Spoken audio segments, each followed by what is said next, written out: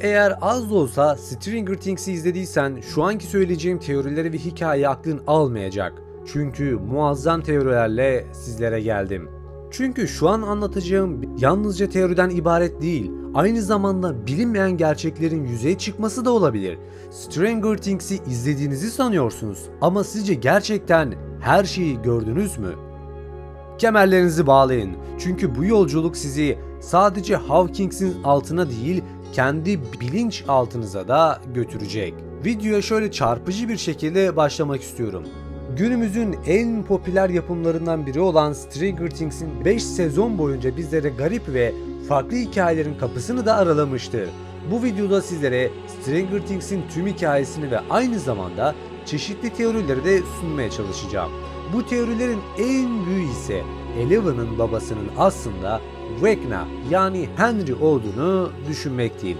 Ve en önemlisi de 6. sezonda Vecna'nın başka bir versiyonu olan son düşmanla birlikte savaşacaklarını ve özellikle Will'in bu konuda düşman konumunda olabileceğini öngörmekteyim. Eğer siz de bu neredeyse çocukluğumuzun dizisini izleyip bitirdiyseniz bu videoya bayılacaksınız.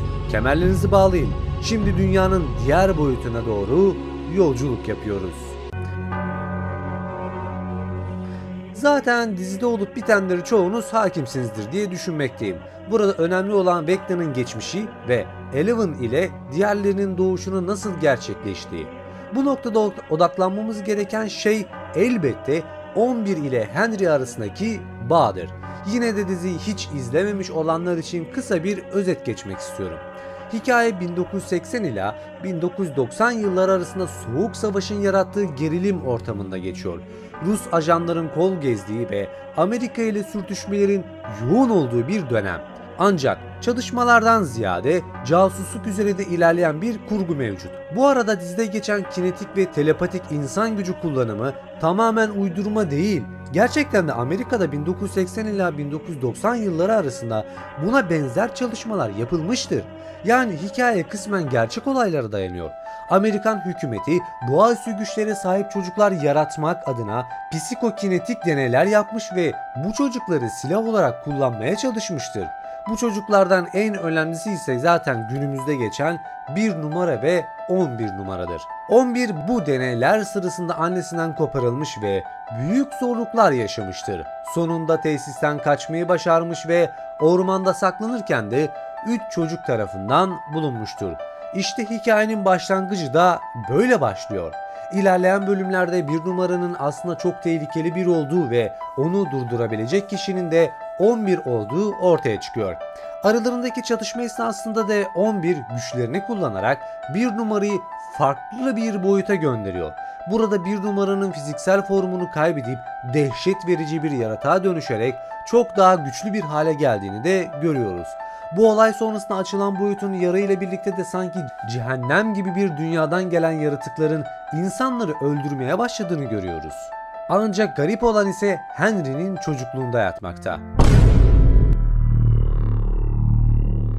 Henry çocukluğun büyük bir kısmını ailesiyle birlikte Nevada'da geçirmiştir. Bir gün dürbünle oynarken yakındaki bir mağara sistemini keşfeder. Keşif yaparken de orada Nevada deneyinde kullanılan bilimsel ekipmanları kurcalar. Bu ekipman beklenmedik şekilde aktive olur ve teoriye göre de Henry ve yanındaki bir bilim insanı geçici olarak farklı bir boyuta ışınlanır. Bu sırada bilim insanı hayatını kaybeder. Henry alternatif dünyada garip yaratıklar ve gölgeli bir varlıkla karşılaşır. Bu çileden sağ kurtulur ama 12 saat sonra döndüğünde hem kanında hem de kişiliğinde büyük değişiklikler görülür. Nevada deneyi üzerinde çalışan bir diğer bilim insanı ise Dr. Martin Banner'dır. Çalınan ekipmanı kurtarır ve Henry'e ait dürbünü de bulur. Olay sonrası Henry'nin kontrolünü kaybettiği ve başka bir çocuğu felç ettiği anlaşılır. Bu durum Victor ve Virginia'nın ailesinin Nevada'dan taşınmasına neden olur. Bu anlatıya göre de Henry genç yaşta boyut X veya işte ne diyelim o ters yüz dünyaya zihinsel bir yolla geçer ve zihinsel manipülasyonlar yarattığı varlık olan gölgeye maruz kalır ve bu da psikokinetik yeteneklerin ortaya çıkmasına yol açar. Başka bir rivayete göre de Henry hayvanları bilinçli olarak öldürmemiştir. Mağaradaki olay sırasında gölge varlığı tarafından buna zorlanmıştır. Başka bir anlatıma göre de Henry Hawkins laboratuvarlarına katıldıktan sonra arkadaş edinmekte zorluk çekmiş, ancak bu dönemde Patty adlı bir arkadaşı olup sevgili olmuşlar.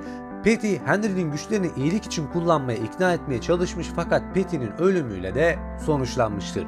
Sonrasında olanları zaten biliyoruz. Henry anne ve babasını öldürüyor, Doktor Banner onu kaçırıyor ve deneyler başlıyor. Ancak burada önemli bir soru doğuyor. 11 ve diğerleri nasıl doğdu? Bu güçleri nasıl kazandı?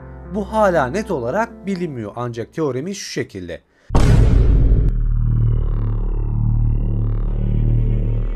Benim şahsi teorime göre de Henry'nin spermlerini alınarak annelere enjekte edilmesi sonucu bu çocukların doğduğu yönünde. Yani genetik olarak tüm bu özel çocuklar Henry'nin yani Vecna'nın çocukları olabilir. Düşünürsek Henry ortalama 35 yaşında, erkeklerde ergenlik 11 ila 13 yaşlarında başlar. Diğer çocukların yaşları da ortalama olarak 15 ila 17 civarında olduğunu varsayarsak, bu teoriye göre biyolojik olarak mümkün görünüyor. Belki de Vecna'nın kendisi bile bu çocukların kendi çocukları olduğunu bilmiyor. Ama Eleven bundan habersiz olduğunu zaten biliyoruz. 6. sezona gelirsek, Will'in gelecekte çok daha büyük bir rol oynayacağına inanmaktayım. Çünkü Henry ile olan bağı onu bugüne kadar hayatta tutmuş olabilir. 6. sezonun büyük ölçüde Will üzerinden ilerleyebileceğini de düşünmekteyim. Belki de bu durum burunsuz Voldemort gibi Vecna'nın da hayatta kalabilmek için bazı insanların kendisinden bir parça bırakmasıyla ilgili olabilir. Yani Will'in içinde hala Henry'e ait bir parça var ve Vecna'nın hayatta kalabilmesi için buna ihtiyacı varmış gibi görünüyor. Eğer Vecna ölürse Will sayesinde tekrar hayata dönebilir. Özellikle de Vecna'nın burnu olmadığını düşünürsek gerçek anlamda da bu teori ilginçleşiyor. Neden? Çünkü Voldemort da burunsuzdu. Espri yapmıştım ama neyse, bayağı kötüydü. Neyse, sizin bu konu hakkındaki fikir ve düşünceleriniz neler? Yorumlarda belirtmeyi unutmayın arkadaşlar. Daha fazla Stranger Things videosu için yorumlarda belirterek, beğenerek ve Discord sunucumuza gelerek abone olmayı unutmayın. Başka bir videoda görüşmek üzere. Kendinize iyi bakın. Hoşça kalın.